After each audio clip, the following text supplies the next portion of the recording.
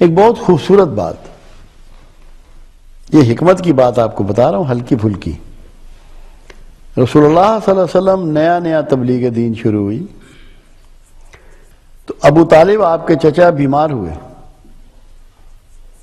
اب یہ آپ کو دعوت کا ایک اسلوب، ایک انداز، جو لوگ دعائیں کرتے ہیں اور دعاؤں کے لیے مارے پھرتے ہیں، ان کے لیے بھی اس میں بہت بڑی گائیڈنس، ٹیچنگ، ایک ایک لفظ میں میرے حکمت پوشیدہ اور چھپی ہوتی۔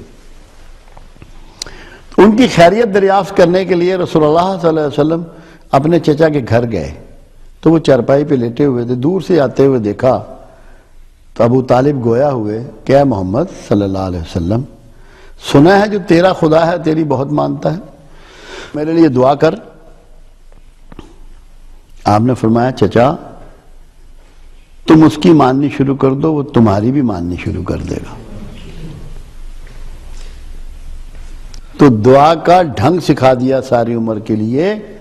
جس کو یہ شک ہو کہ میری دعائیں اللہ قبول نہیں کرتا، وہ حکمت رسول سے سیکھے کہ تم اللہ کے فرما بردار ہو جاؤ، تمہاری دعائیں قبول ہوں گی۔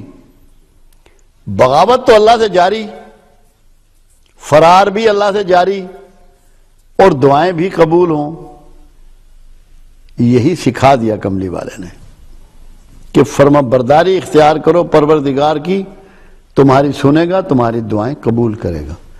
کتنے ہلکے پھلکے انداز میں ایک بات بتا دی، ایک اسلوب دے دیا۔ یہ ہے وہ چیزیں جو ہم اپلائی نہیں کر رہے۔ ہم دعاؤں کے لیے جاتے ہیں بزرگوں کے پاس، انہوں نے کبھی نہیں کہا کہ یار اللہ کی فرما برداری اختیار کرو، تمہاری دعائیں قبول ہو جائیں گی۔ انہوں نے کبھی کوٹ نہیں کیا اس بات کو کہ اللہ کے حبیب نے تمہیں کیا ٹیچ کیا ہے۔ یہ وہ حکمتیں ہیں جو ہلکے پھلکے انداز میں میرے آقا نے پریکٹس کر کے آپ کو سکھائیں۔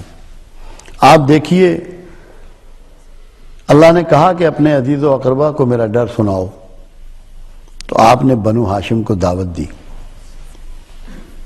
سب سے پہلی بات یہ ہے کہ ان کو کھانے پہ بلایا۔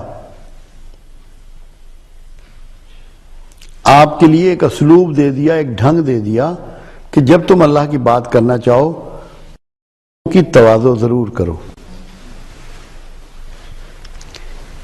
کیونکہ کھانے میں ایک اٹریکشن ہوتی ہے، ان کے لیے کچھ اٹریکشن پیدا کرو، سوکی سوکی بات نہ کرو۔ تو پہلی مرتبہ تو وہ لوگ کھانا کھا کے بھاگ ہی گئے، انہوں نے بات ہی نہیں سنی۔ آپ نے پھر دعوت دی اور پھر کھانے پہ بلایا۔ تو دعوت کیا دی؟ اے لوگو، میں نے ایک عمر تم میں گزاری، اپنی گزاری ہوئی عمر کو بطور سٹرینتھ کے پیش کیا،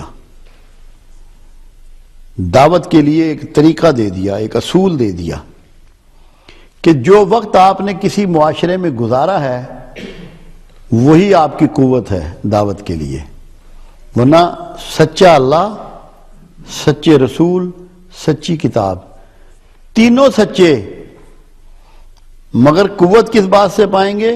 معاشرے میں گزرے ہوئے وقت سے، جو مثال کے طور پہ موجود ہوگا، جو ایک ثبوت کے طور پہ موجود ہوگا کہ کس رویے کے ساتھ معاشرے میں آپ زندہ رہے۔ آپ کو ایک اسلوب دے دیا دعوت کا کہ آپ کی دعوت قابل قبول ہوگی، قابل تقلید ہوگی، لوگ اس کو مانیں گے، قبول کریں گے، اگر آپ نے معاشرے میں اچھا کام کیا ہوا ہے، اچھے طریقے سے بہترین انسان کے طور پر با اخلاق زندگی گزاری ہے، اخلاص والی زندگی گزاری ہے۔ یہ آپ کو ایک حکمت سکھا دی دعوت کی۔ اب آپ دیکھتے ہیں کتنے مراکز ہیں دعوت کے، بے شمار مرکز موجود ہیں، ادارے موجود ہیں، کتابیں موجود ہیں، رسائل موجود ہیں، ریڈیو ٹیلی ویژن موجود ہے، انٹرنیٹ موجود ہے، اثرات سے خالی۔ کیوں؟ کبھی سوچا؟ اسلام صرف سنایا جا رہا ہے، دکھایا نہیں جا رہا۔ جب تک کہ ڈیمانسٹریشن نہیں ہوگی دعوت کی کوئی ویلیو نہیں۔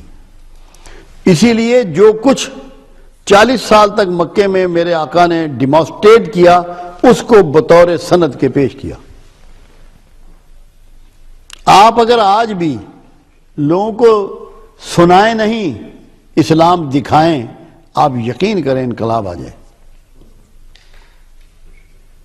یہ جو بے شمار لوگ لاہور میں مسلمان ہوئے کہ علی بن عثمان حجویری یہاں آئے، وہ تو تقریریں نہیں کرتے تھے، ان کو تو آتی نہیں تھی یہاں کی زبان، انہوں نے اسلام دکھایا۔ اور بنو ہاشم کے ساتھ جو آپ کا خطاب ہے پہلا، اس میں آپ کو یہی ٹیچنگ ہے کہ اپنے رویے سے معاشرے کو اسلام دکھاؤ، بتاؤ کہ اللہ کی بندگی کیسے ہوتی ہے، بتاؤ کہ پروردگار کی فرما برداری کیسے ہوتی ہے، بتاؤ کہ معاشرے کو کیسے باہم جوڑا جاتا ہے، بتاؤ کہ معاشرے میں محبتیں کیسے تقسیم کی جاتی ہیں، بتاؤ کہ انسانوں کے دکھ دور کرنے کے لیے کون سے انداز اختیار کیے جاتے ہیں، جہالت دور کرنے کے کیا طریقے ہیں، غربت دور کرنے کے کیا طریقے ہیں۔ صرف ایک لفظ کے ساتھ آپ نے یہ پوری وضاحت دے دی اور ہمیں ہمیشہ ہمیشہ کے لیے یہ راستہ دے دیا کہ جب تک ڈیمانسٹریٹ نہیں کرو گے اللہ کے دین کو، اس کے اثرات نہیں آئیں گے۔ ایک لفظ میں کتنی بڑی حکمت ہمیں عطا فرما دی میرے آقا نے۔ ہمیں حکمتوں کو سرکار سے سیکھنا ہے۔ یہ حکمتوں سے خالی ہماری زندگی نے ہمیں مفلوج بنا کے رکھ دیا ہے۔